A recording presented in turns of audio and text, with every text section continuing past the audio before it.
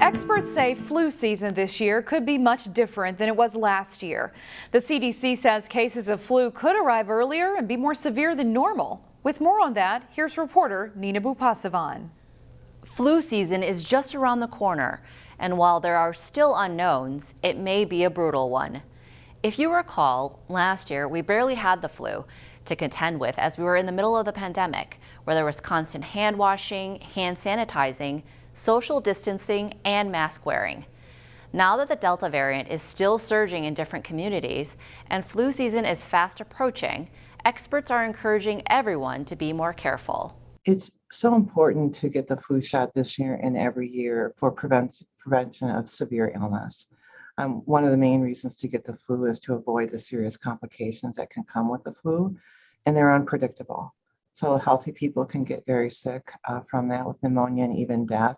And we also know that patients or people with chronic medical conditions, the influenza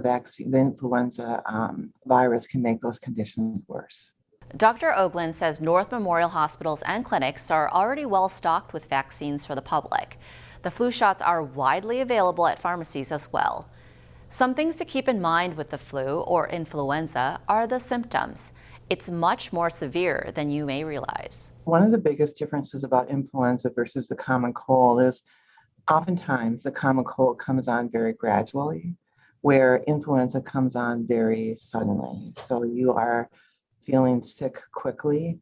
Your body aches are more severe. You often have a fever, there's cough, that type of thing. So it's a very different experience than a common cold. Anyone over 6 months old is recommended to get the flu shot. Dr. Ogland also wants to reinforce that even though you've received the COVID vaccine, it will not protect you from the flu, so it's important to have both.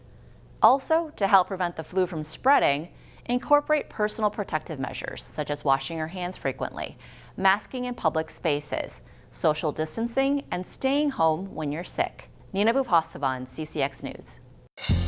Find more local news stories at ccxmedia.org and follow us on social media.